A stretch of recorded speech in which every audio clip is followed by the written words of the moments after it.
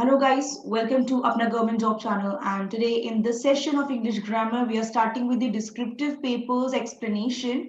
So basically in today's video I will be explaining you what all about these three things that we are going to talk about now. So now let's begin with this thing. These are descriptive papers. Yes, it's quite different from the multiple papers, multiple choice.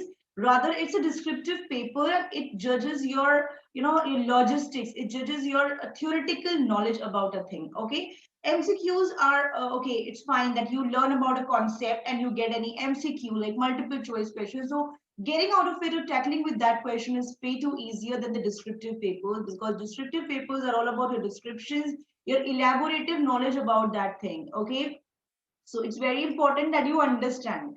So in today's video, what are we going to talk about is we're going to talk about the introduction part. Okay, we're going to talk about the introduction of all these three things: essay writing, precise writing, and the letter writing. Okay, so I'm going to tell you today about what is essay writing, what all things you have to keep in mind while you are writing an essay, what are the important key tips in precise writing, and what are the different types of letters and how you have to tackle and how you have to write a proper letter. That we're going to discuss in today's video: essay, like essay writing, precise writing, and letter writing. So students, I'll tell you one thing very important, that in the coming video lectures, our video lecture is going to be very explanative and very informational. You will get a lot of ideas, you will get a lot of sample papers to solve, so you will get a hint of exactly how you need to write an essay, letter, or precise. So now without wasting much time, let's start with today's video. Yes, so first of all, we're going to talk about and focus on the essay writing. Generally, essay writing may come first or second, but it's always told to attempt it first. And this is the most important and most lengthiest part of writing section, because essay, they give you like a limit. They give you around the 250 words limit, and you have to write onto it at least with the 250 words you have to write. So this particular portion, that essay writing, this counts the lengthiest part of descriptive paper. So first of all, I'm taking this. Now we will talk about the key points that you have to remember while writing an essay. Okay, so first of all, we're talking about the strategy.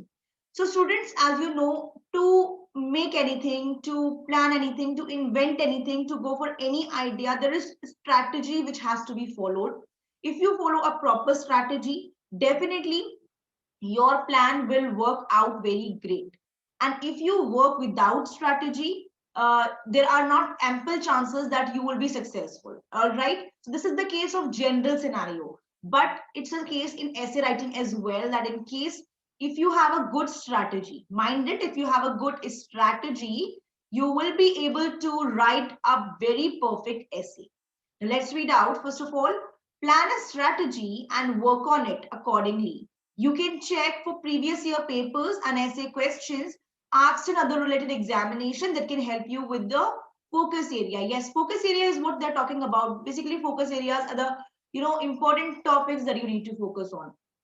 All right, there are some specific topics around which the whole essays revolve. Like they will, alter up, they will modify a topic and they will give it to you. So that's not something that you have to keep in mind. Basically, general topics should be in your mind, and you have to plan out everything. Okay, how are you going to write your essay? That's most important.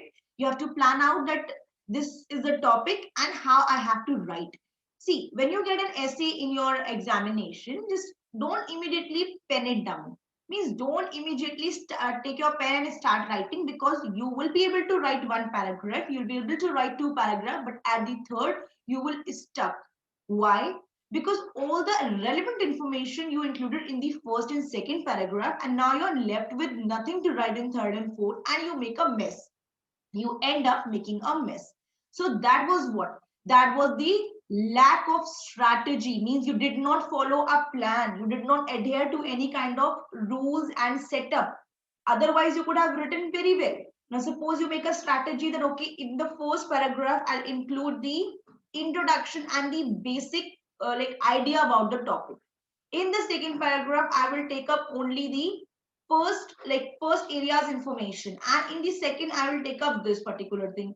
So at least you will be sorted in your mind, right? So that is what the strategy is all about, that if you are writing any essay or maybe like anything, your strategy needs to be very, very strong. Now, number two is the time management. This is one of the shortcomings that a lot of students face. Okay, this is a kind of a shortcoming which a lot of students face, and this is time management. This problem might come up to you as well. So that's why this particular point has been included in the important key points. Okay.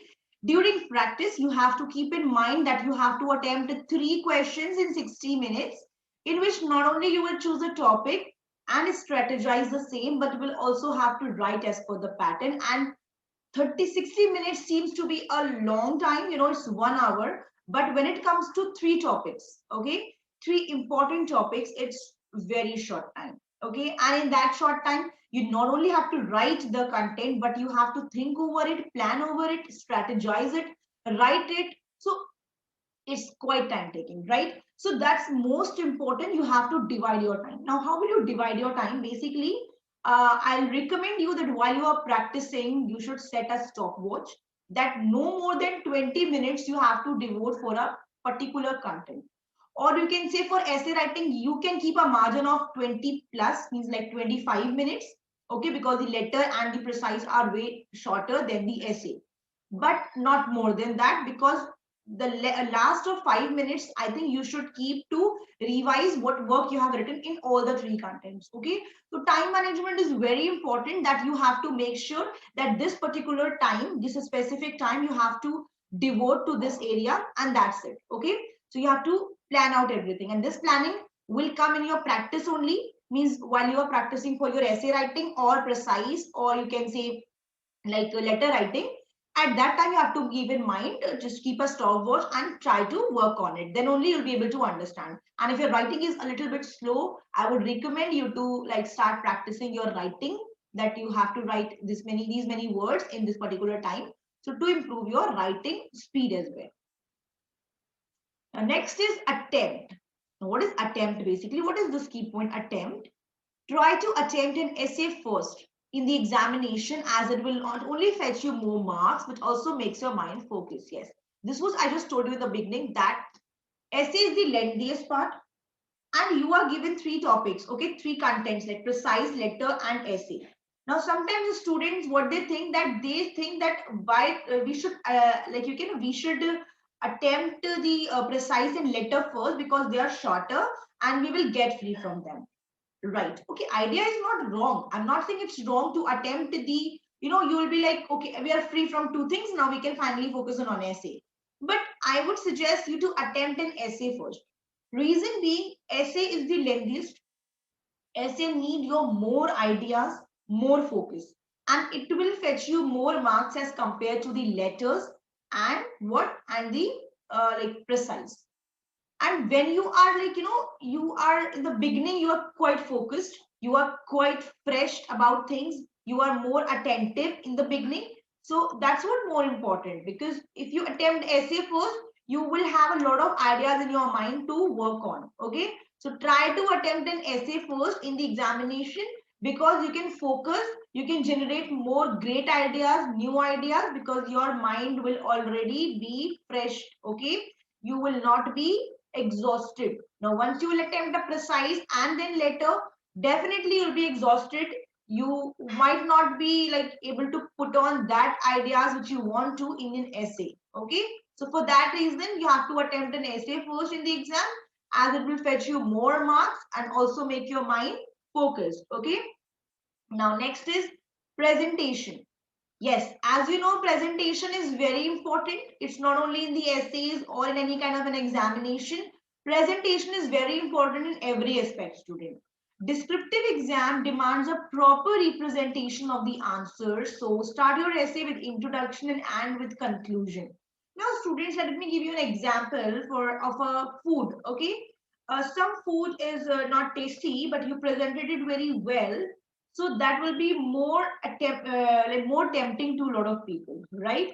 So a presentation is very important. Now, suppose you have written your essay perfectly fine, you wrote your essay with all the guidelines and parameters, you wrote it very well, but you did not place your things in a sequential manner. Okay, you did not place your ideas in a sequential manner. Means something which was to come in the introduction, you wrote in the second paragraph, and a conclusion part you wrote in the third paragraph. Okay, so this is misrepresentation, or not, or you can say improper representation. So you have to focus on it, that while you're writing an essay, it demands a proper representation. So always start your essay with good introduction. Okay, minded the introduction should be very good, and it should have a proper ending, proper conclusion. Like if they're asking you, do you agree with this thing, in the conclusion part you have to show your agreement or disagreement and a specific reason to support your agreement and disagreement. Okay, this we're going to talk about in detail in the coming classes, definitely. Now, what are the basics of an essay writing? I'll tell you this thing over here in brief, and in detail we will talk about it in the essay sample videos. So an essay is divided into three parts, or it can be divided into three parts, basically an introduction, the body, and the conclusion. Okay, the first part is the introduction, the second part is the body. Now body can be body 1 paragraph, body 2 paragraph, or body 3 paragraph. Okay, and then you have the conclusion. So minded introduction and conclusion are only one paragraph. Okay, not more than one, because that's something which is short and brief and understandable. Now in between this comes the body or the body paragraphs. Now body paragraphs can be 2 or it can be 3. Okay, minimum it's always advisable that according to the word limit and as per the timings, you have to keep your essay in such a manner that one introduction, 2 body paragraphs, and one conclusion, that counts to 4 paragraphs, 4 lengthy paragraphs. So it will turn out to be more better. Okay, yeah, so let's now begin with the next slide. Okay, now another important basic that you have to remember when it comes to identify the topic, and that is you have to identify a topic. The most, and it is very important for all to understand what is said. Without proper understanding, you may get diverted from the topic unintentionally. So to start in a better way, you need to ask questions to yourself like why, what, and how. And whatever response you can think of, just write it down on the rough sheet. Once everything gets covered, you need to put all the bits and pieces into the place. Now, you may ask for an extra rough sheet from the examiner, because you should jot down your rough ideas, or you can say your raw ideas on a rough sheet. Because when you start writing immediately on a fair copy provided by the examiner, that may not turn out to be like, in the first instance you might not write your ideas properly. And very important aspect is, the students, that you have to identify the topic. Suppose the topic is all about environment. Okay, and you did not understand the topic, that the topic is asking the possible consequences of pollution on the environment, and you started to talk about nature, trees, everything in your essays, but you did not include the topic pollution, you did not include the topic sources of pollution. Okay, and the harmful ramifications or consequences of pollution, right? You did not do it. So that means what? Your essay can be very good, but you will not get desired marks. Reason being, because you actually diverted from your topic.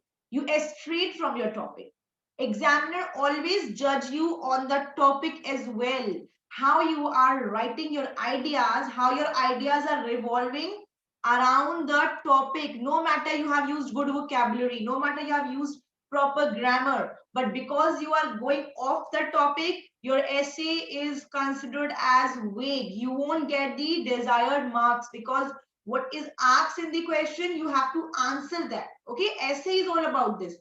They have given you a question, they want your elaborative answer. Okay, so whenever you get any topic, you have to ask some questions to yourself, that why it is the issue, what is the issue, how it can be solved. Like these kind of questions should run into your mind, and you have to jot it down on a rough sheet. Okay, once you jot it down on a rough sheet, some ideas, now you know that these ideas have to be combined and placed in a proper manner on the fair sheet. Okay, this is what is important.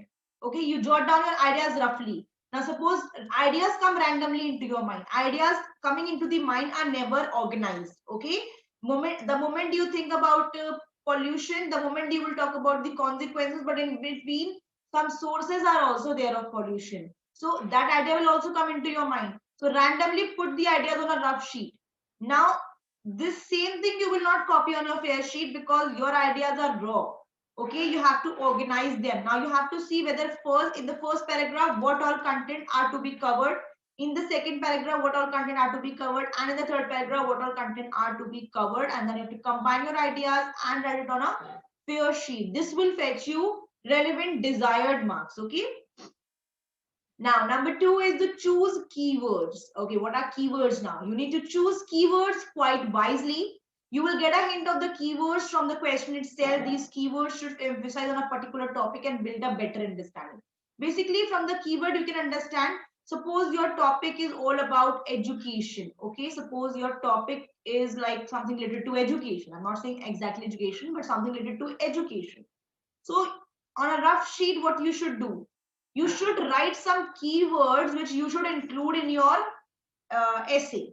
For example, when it comes to education, you need to hold certain words related to institution, institutions, universities, and what else? Like, if you're talking about students, so students can also be called as pupils, students, pupils, and academics. These are some words which will definitely come in your essay because it's all about education.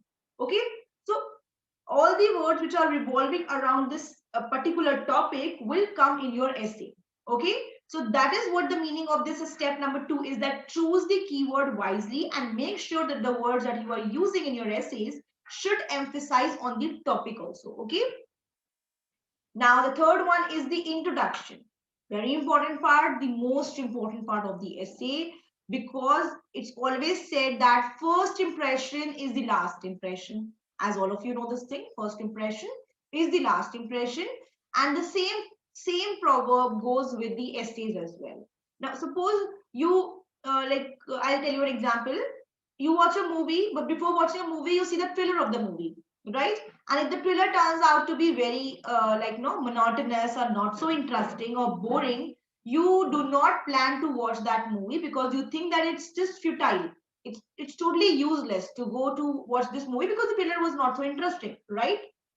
And however, the although the movie was interesting, but you will not see it because you thought that the beginning is so bad. How can I just proceed and invest certain amount of money in the movie tickets? All right. Same thing goes with the essay.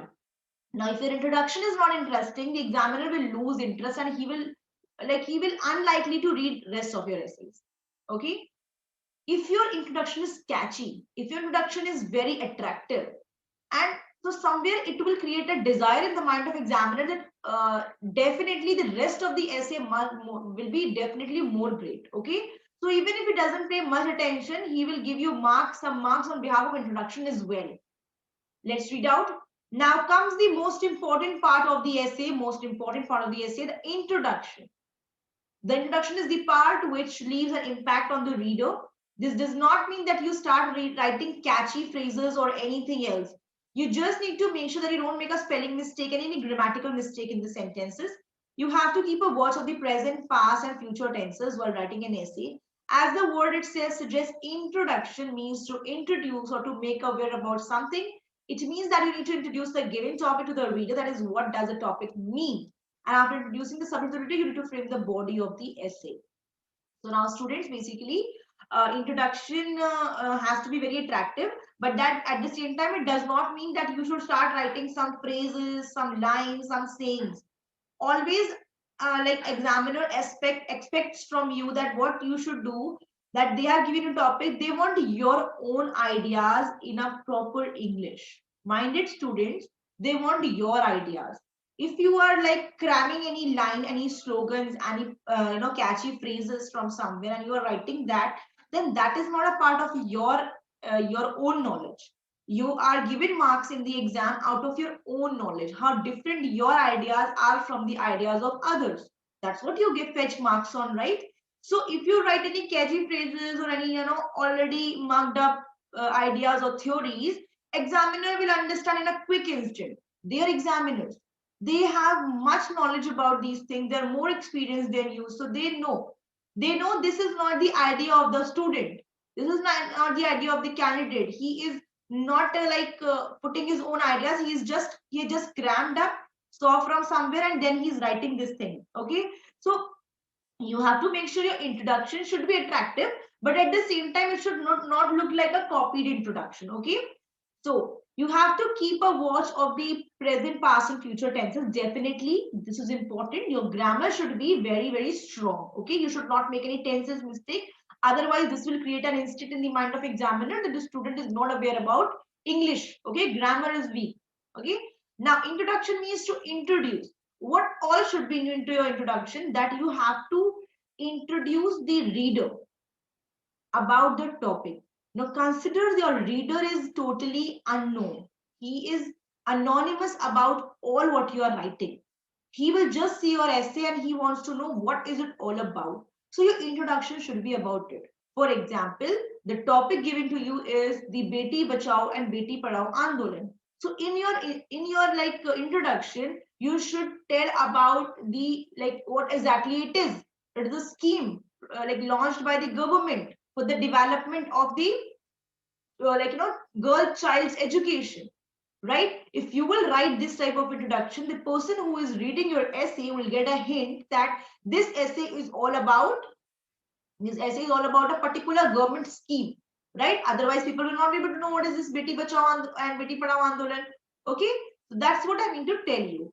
And now once you introduce your essay, okay, once introduction is done, it's time to frame the body of the essay. Now your body of the essay is a solid part of the essay. Okay, now whatever your ideas are which are revolving the topic, okay, the ideas which are covering the topic, what all theoretical and more elaborative content you have in your mind about that topic and what is asked to you by the examiner, that all things will be covered in the body of the essays. Mind it, don't cover it in the introduction, because introduction is just a overview of what you are going to write in the at the bottom, body of the essays. Now comes the body of the essays.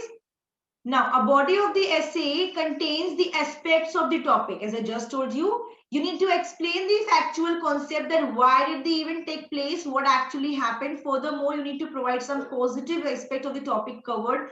After explaining the positive aspect, you can explain the negative aspect of the topic, if any. Again, it's not about your opinion, and it's a factual description of that topic.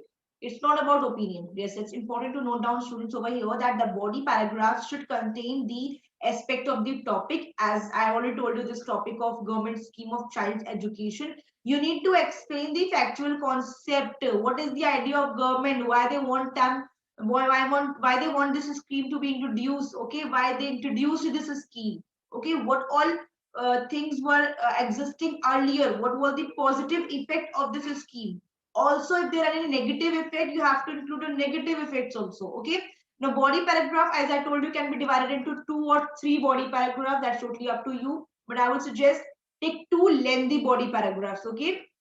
So, in one lengthy body paragraph, you can explain the need of that particular scheme. In the second, you can tell the positive effects. In the third, you can tell the negative effects. Or you can combine the positive effect and that particular idea behind the scheme in one paragraph, lengthy paragraph, and then jump to the negative aspect in the second paragraph. Okay, now mind it, this body paragraph does not require opinion, so never give your opinion in the body paragraphs. Okay, if opinion is the part that goes in the conclusion, in the result section, that your ideas, your perspective is exactly what your perspective is not required in body paragraphs, because they are not demanding this thing, not at all. If you include opinion in the body paragraph, then your conclusion will turn out to be useless.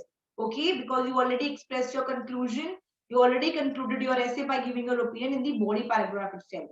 So this should not be the case. You should not give your opinion in the body paragraph. Rather, you should wait for the conclusion part and give your perspective regarding the topic. Okay, now, the step number 5 is the conclusion. You need to be very careful while you're writing the conclusion. That's important. As you were very careful in introduction part, same is the case with conclusion.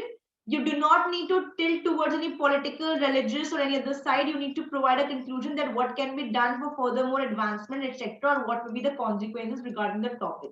Always end your essay on a positive note. Yes, your negativity should not come out in the essay.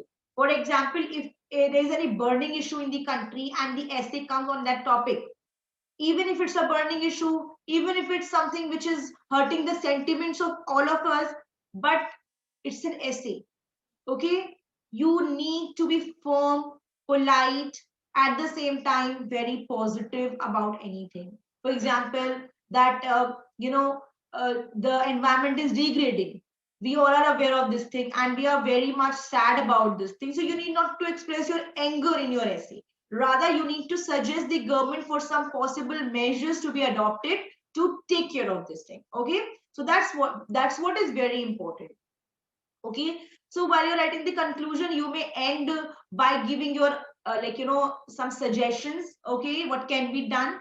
Or for example, if the essay is all about the bad consequences, then in the conclusion you should write the consequences along with your hint of your perspective that these consequences can be avoided in such a manner. So basically you have to write your opinion, but your opinion should not be affected with any or related to any political, religious or any other side. You should not be like, you have to be on a balanced side. Okay, balanced approach is very important.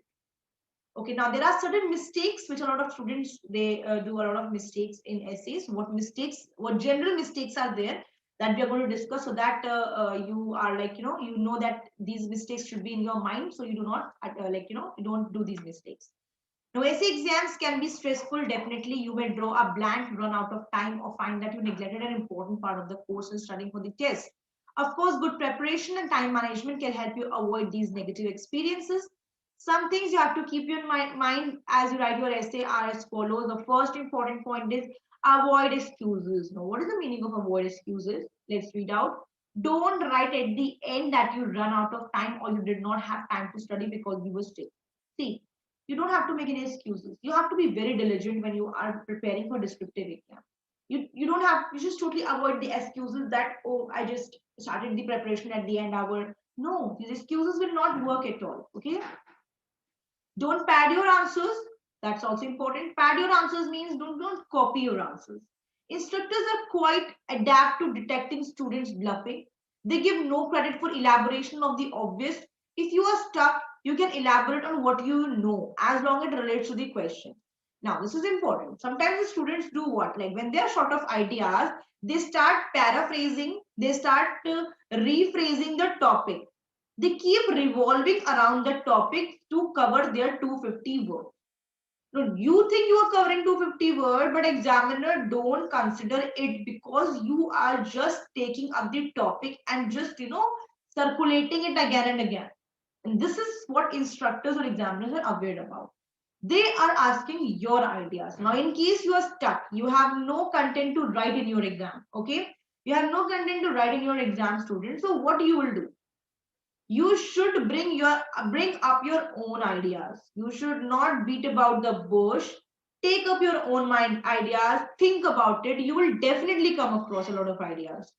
Number 3, avoid kitchen sink approach. Now, what is this kitchen sink approach? We're not talking about the kitchen sink. This kitchen sink approach is what many students simply write down everything they know about a particular topic without relating the information to the question.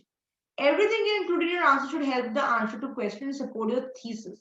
You need to know how the information is relevant. Don't leave it up to the student to figure out this. Okay.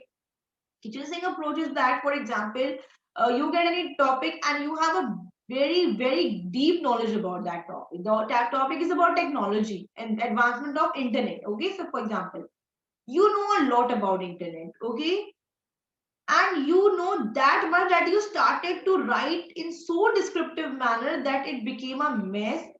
It did not come out to be a sorted essay. Okay, so this is also wrong because basically they have asked you about the like suppose they have asked you about the benefits, the pros and cons of internet, and you wrote in your essay internet started in this year. He was the first person who started, and my mom always scolded me I use internet. Oh, that is totally vague information. Because why it is vague? Because although it is related to internet, student, but it's not related to your topic. Your topic is not specifically about internet. Your topic is about the pros and cons of the internet, right? So you need to just give an introduction about internet and then come to the benefits and the drawbacks of internet.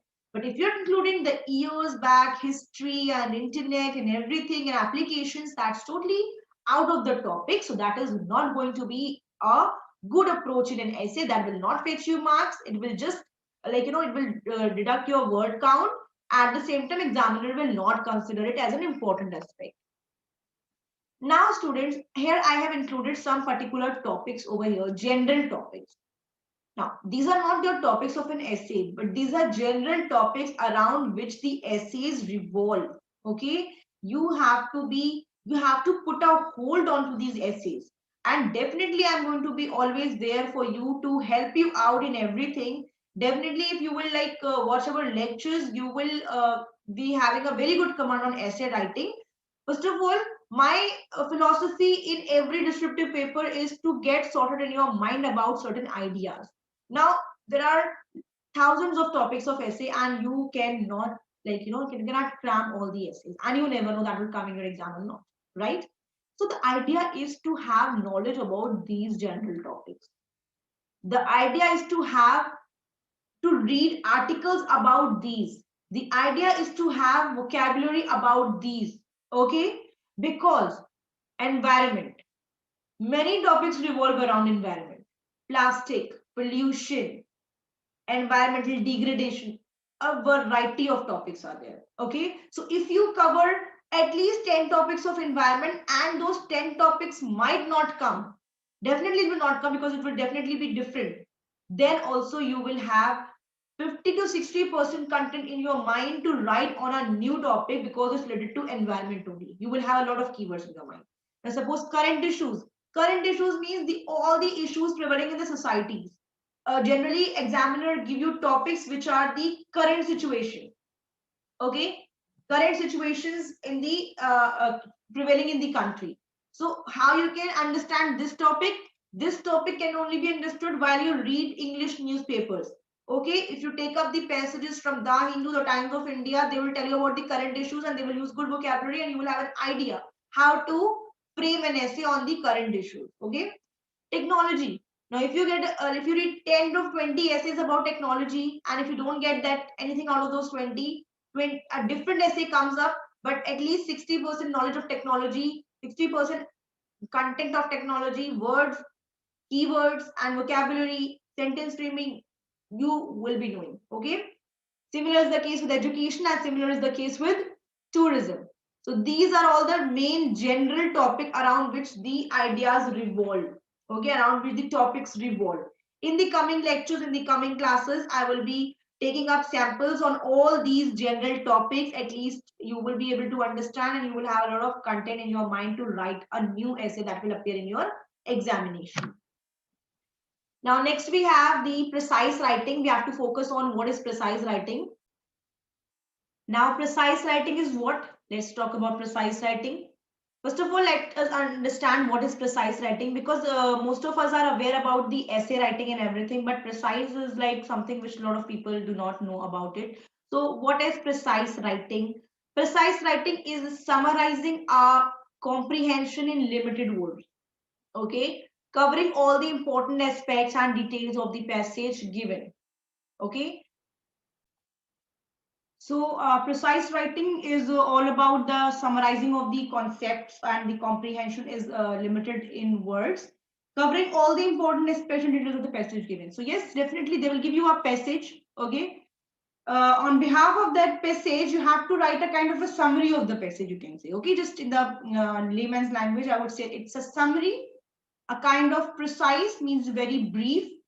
Precise also sometimes means what? Precise also means brief, but that spelling is different. But like you have to cover the important aspect of the comprehension which is already given to you, the passage already given to you, and you have to write in a detail a passage, but that should be very limited and not very detailed and in depth. So now let's start. A paragraph on any topic may be presented in the question paper, and candidates must know that they do not need any extra general information to write the precise. So even if the topic of the comprehension is not well known by the candidate, he or she must not panic and must pay attention while reading the passage. Covering what has been written in the passage into your own words and ensuring the reader understand what the paragraph says is the only job of the applicant while writing a precise. So precise writing is a little simpler as compared to the essay writing. Reason being, already the detailed information will be given to you. So if you are not aware about the concept, if you are not aware about what is given in the paper, then also it's not a problem. Your idea is to read the passage carefully. Okay, you have to read the passage very very carefully, and you will get an idea, okay, that how you have to convert this passage into a brief paragraph. Okay, so that's only the job of the applicant, that you have to and you have to understand the paragraph, what the paragraph says. So while writing the precise, you have to make sure that you are being very point to point and brief, and a brief idea about the passage already given to you. Now, what exactly are the features of the good precise? It's also very important to note down, certain features are important. First of all, the length of the precise. Yes, do not write a lengthy precise. In most cases, the number of word must be almost one third of the word count of the passage of the comprehension. Now, the passage or the comprehension given to you will be lengthy. Suppose it will have 20 lines. Suppose, okay. Then your precise should be at least 8 to 9 lines only. You should know you have to consolidate the whole passage into a small, brief, but knowledgeable idea. That's what the key of the precise writing is. That your precise need not to be lengthy. Otherwise, what would be the difference between the precise and essay writing? Essay writing is a elaborative thing. Precise is a little brief thing. Okay, so make sure you do not write a lengthy precise, because then it will not be considered as a precise anymore. Next is, it should be convenient to read. Yes, make sure that the precise you write does not have too complex or vocabulary is too complicated to understand. You may use complex words in the essay writing that can fetch you more marks as student, but in writing a precise, your vocabulary should be smart, advanced, modern, but not complicated that it makes impossible to understand that particular paragraph. Okay, so this is also very important. Third point is, cover all the essential points. While reading the passage, make a note of important points and ensure that no point is skipped. This is very important. In precise writing, they observe that you are covering all the essential points. Okay, you're not ignoring any point basically. Okay, so while reading the passage, student, you have to make a note on a rough sheet that these are the important points around which my precise will revolve. Okay, so make sure that you skip no point. Okay, next is, must be coherent. Now coherency is very important. What is coherency? The important terms with respect to the passage must be included in the precise as well. Okay, there should be link between the words. Your passage and your precise will link to each other. That means whatever content you're including in your precise should also be a part of your passage also. Okay, use an appropriate title. Now your precise need to have a title. That's important. When you are beginning your precise, you should have a title. Now when you will read the passage, students, your title will already be clear to you. Okay, when you will read the passage, the title will already be clear to you. For example, in the passage they're talking about the kings and the queens, so you can choose any appropriate title, like the the emperors this or something like that. So you have to choose an apt title. The basically the meaning of apt over here is not that your title should be very attractive. The point is that your title should go with the content in the precise or the passage. Okay, now details of the precise must match the details in the passage. That I already told you, that no other information apart from one given in the passage must be included in the precise, and all the information mentioned in the passage must be certainly be included.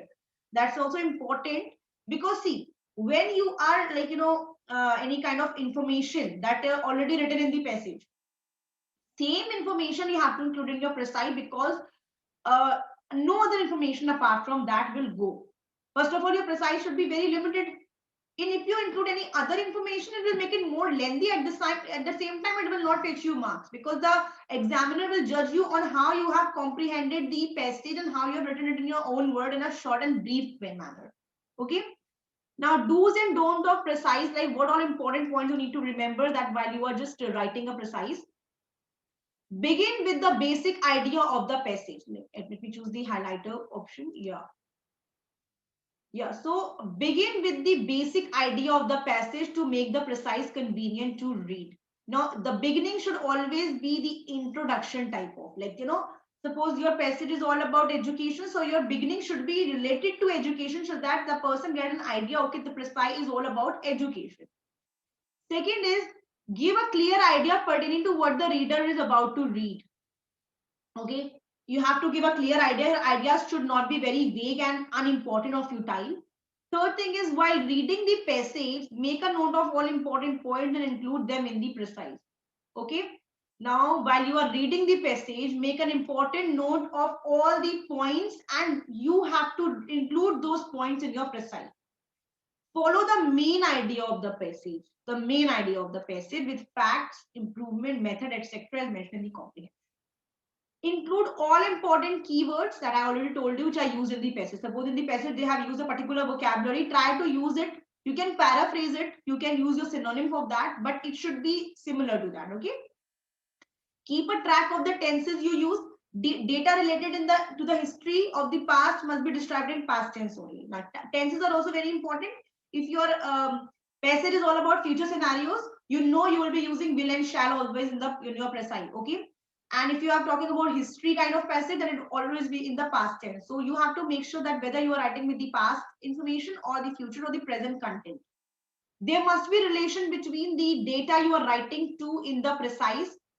Yeah. And it should have some common links. That is already important, students, that there must be relation in the data you are writing in the precise. Relation means what? Relation with the passage. Okay. Now, what are the don'ts of the precise? Means something that you should avoid doing in the precise. That some students make this mistake. So you should not make this mistakes because you are already given this kind of topics I'm already covering over here. The length of the precise must be shorter than the length of the passage. This I already told you. This point we have already covered that the passage length, if it is like 20 lines, your precise should be 1/3 of it. Okay.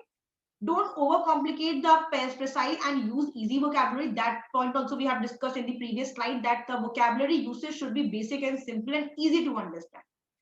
Do not make assumptions or add information in the precise as per your own imagination. This is also important. As I told you, no extra information should be included. Try to use the information, try to paraphrase the same information which is given in the passage to what you have to write now. Okay. Do not give your own opinion and criticism over the comprehension. As I told you, this is not an essay. They are not asking your opinions. They are not asking your criticism. They are not asking your agreement or disagreement. They are just asking you what is in the comprehension rather than in your own words. Avoid abbreviations means short form. You have to totally avoid that. Also, you should avoid in other writing descriptive ways. Try to write the full forms only. Do not enter statement in the question format in the precise. You can write question tags or question format questions in the essay sometimes. Like now we should, like I'm giving an example, like we should question ourselves where our country is going, question mark. That is okay in the essay, but precise, you should avoid using the question format in the precise. Next is do not focus on any one point for a very long. Keep the information as precise as possible. As I told you, you need to be very, very brief in your ideas. Don't focus on one point for very long. For example, if any one point is there and you are writing 2-3 lines on that same idea, no. You should be very, very short, brief, understandable, and just carry over with it. Okay, now students, we are on the third aspect. We are on the letter writing. Okay, so let's begin with letter writing now. Types of letter writing. Letter writing is classified into two different types, formal and informal. However, there exists one more category in the formal letter that consists as semi-formal. That is not a special division actually. That's why specially it is divided into two aspects only, formal and informal. And semi-formal comes in a different category, which is not a proper division. But when we will study the letters in detail in the coming videos, I'll give you the examples of semi-formal as well. But as of now, you should be understandable again that there are two types of letters, the formal letters and the informal letters. Now, candidates in the examination can be asked to write like 150 to 200 words letter, okay, on either type of the mention, which is above mentioned. Let us understand the both type of letter in detail now. The first is the informal letter. Students, you must be very well versed with informal letter because this has been a part of your school life education, English grammar from the very beginning when you took around third to fourth class, you start learning that letter writing, informal and informal. And letter writing are also a part of your basic life. Every now and then you have to write a letter. Essays and precise might not be common in your daily life, but letter writing is very common. You have to get your task done from the bank, you have to write a letter to them. Okay. You have to get anything from the college or university, you have to write a specific application or letter to them. So letter writing is a part of your day-to-day life. Now, informal letter. Now, informal letters are also called as personal letters. Such type of letters are usually related to relatives, family, friends, or acquaintances. Acquaintances means some people to whom you know. So these informal letters are like informal letter. That semi-formal category also comes in informal letter only when you're talking to relatives. It's informal, family, friends. But if you're talking about acquaintances, like somebody you know, but not very deeply, you don't know. Suppose you're the milkman, or your like newspaper person, or like neighbor you is not your relative, neighbor is not your family, not your very close friend, but he's just a neighbor, he's a far off neighbor. So neighbor comes in the acquaintances and they fall under the category of semi formals. However, there is no separate division for letter writing. You just have to consider them in the category of informal letter only. Now, these letters may or may not have a concrete reason for writing. The aim of writing informal letters is to create a personal memoir. It need not to adhere any formalities and follow any set pattern. Very, very easy format of letter. It is informal. Formalities are not there. Okay. You are writing informal letters to your family, to your friends, to your relatives, or to your acquaintances. They are not written for any major reason, right? They are not written for any solid reason. You're missing your mother, you wrote a letter. There is any specific reason, any major reason? Not at all. There's no solid reason for this thing. Your uncle gifted you a watch and you are giving a letter to thank him. There is no concrete and solid reason for that. Okay. Basically, informal letters are written to create a bonding, to create a personal memory or affection. That's it. And that is why, because they are written to your close ones, they do not adhere, they do not stick to any formalities, or they do not follow any specific set pattern. Okay. Now, next comes your formal letters. As the name suggests, formal, definitely it is like formalities are there. They follow certain kinds of formalities, and set patterns are called as formal letters. Such letters are precise, directly addressing to the concerned issue, and are kept strictly professional in nature. That's important, students. These letters are point to point. Now, informal letter can be lengthy also. You can include some irrelevant ideas also, like for example, letter to your uncle thanking him for the watch that he gifted you. So you can include not only a thanking note, but you can include all the other ideas, like I missed you on my birthday, your presence was so important, I still remember when you used to come to my house on my every birthday, I used to feel so good. So you're not only thanking him for the gift, but you are just talking here and there also, because that is informal. Generally, when you talk to your family, you talk here and there, you don't be precise, right? You are more elaborative in your talk. Okay. So that is important. That's it, something very very important, that you are going out of the topic also, because that's your family, they don't want professionalism, right? But formal letters are written to higher authorities, maybe your principal, your director of a company, or on a higher authority, and they're strictly professional letters. You don't have to beat about the bush. The concerned issue, like whatever issue you're writing the letter on, suppose your letter is to increase the pay, this is a letter to your boss to increase the pay. So you should not write your problems. You should not write your personal grievances over there. That I am addressing this problem, I have this issue, I am not able to get. No. Your idea is you're requesting your boss, you're requesting your director to increase your pay. Just come to the point immediately. Okay? Because the directors and higher authorities, they don't have that much time to read your undesirable content. Okay, student? So formal letters are short and to the point. Okay. A variety of letters that fall within the category of formal letters are business letters, official letters, social letters, circular letters, and employment letters. Now, what all are these? What are the samples for these letters? That we will be covering in a specific video of letter writing, because this is just an introduction video.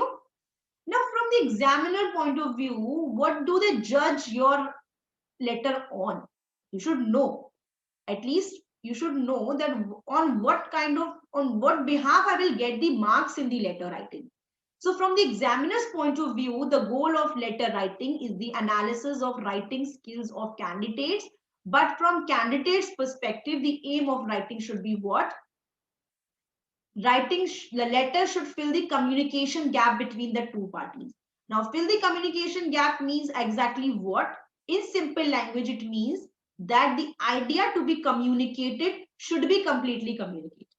Now, you call a person, you talk to that person, your communication gap is filled, you convey the message and you get the answer, your talk is done. But you are directly linked. But in letter writing, there is no direct communication between the two parties. So that means your letter should be in such a manner that once the person will read it, he should not be in position to re-back or re-ask you anything. Everything should be clear from the letter itself. Number two, it should send out a message and express a feeling that I already told you that it should have a message, whatever it is, and express a kind of a feeling. It should create awareness and provoke thought in receiver's mind. Yes, your letter should be such that it should provoke a thought in reader's mind. Okay, whatever is asked to me, I have to take care of that thing. Okay, each letter is written can have a different objectives depending upon its type. Okay, an informal letter will have a very normal objective, just very informal objective, and formal letters will have a very formal objective. Now, important tips to write a letter. Candidates who are appearing for competitive exams are encouraged to follow these mentioned tips to write a good letter in the examination and fetch good marks. The candidates must be able to identify the type of letter they write. That's very important, students. Whenever you get any letter in your examination, they never mention whether it is formal or informal. This is you who have to identify whether the letter is formal and informal, because until or unless you don't identify the type of letter, you won't be able to carry a particular format. Okay. For example, writing a letter to the principal asking for leave is a formal letter, but writing a letter to the principal to catch up after a long time would be an informal. Here, you are writing a letter. Suppose the principal is also your relative. Suppose your principal is also your relative or your acquaintance. But as a part of profession, you are writing him to asking for a leave. That is a part of his office, and that will be considered as a formal letter. But same letter to the principal for catching up after a long time or going out for the dinner or coming on the dinner at your own house will not be a formal letter, but it will be an informal letter. Okay, that's a difference. Opening and closing of letters must be in correct manner. Formal letters must open and close in a professional manner, while informals can be directly addressed to the person with greetings. Now, formal letters, they particularly follow a format. That format we will talk in the explanative video of letter writing. That format has to be followed. Minded, if you go off the format, marks will be deducted. Okay, formal letters follow a very strict pattern. Okay, students. But in informal letters, you need not to write any format. You can simply start with dear and whatever the name of the person, dear, Rohan, dear, Mohan, etc. Even closing the letter is significant. Formal letters always close respectfully and impersonally, whereas informal letters may end up with a personal touch. Yes, closing is also important. That informal letter should close with a very respectful manner and no personal touch. Mind it, you cannot write yours lovingly in the letter you are writing to the boss. Of course, will be wrong. But informal letters, you should not be impersonal because you're writing a letter to your father, to your mother, to your friend. So you have to express your affection for them. So you can write yours lovingly or your lovest son or like this. Informal letters, making clear the purpose of letter immediately is important. Candidates writing formal letters must make sure to get the point as soon as possible. That I already told you. The formal letters, issue, concern, or the point should come up very immediately so that your idea, what you want to express, should come up to the other person in a very quick manner. Okay, next is a letter is always supposed to be considerate and polite. It is essential to use polite words and civil language in all types of letter, may it be formal and informal. Even if the letter is about any complaint, the point must be written in a careful and courteous manner. Yes. Suppose there are certain letters and applications which are written as a complaint. You went to a restaurant and you did not like the behavior of a particular staff members. You have to write a letter to the manager of the restaurant telling the whole scenario. You are very angry. All right. You are very disappointed. All right. But when you are writing the letter, student, your complaint should also be in a very courteous manner, expressing your disappointment but not anger. Okay. Then the length of the letter also holds relevance. In formal letters, the matter should be expressed to the point, precise and short, while length of personal or informal letter depend on the message or relation of the recipient. Okay, whatever is the matter, that has to be included over there. Okay, students, so that's it for today. We have gone into the introduction part of the letter writing, essay, precise writing, and everything. In the coming videos, I will be always there to assist you in writing all these things. And definitely, once you will watch out our lectures and videos, you will be, by the time you will reach to the examination point, you will be full-fledged that any topic will come up. You will have content, you will have ideas, and you'll have strategies to write these descriptive papers. So I hope, student, you have liked this today's video, and like stay tuned for more informational videos ahead.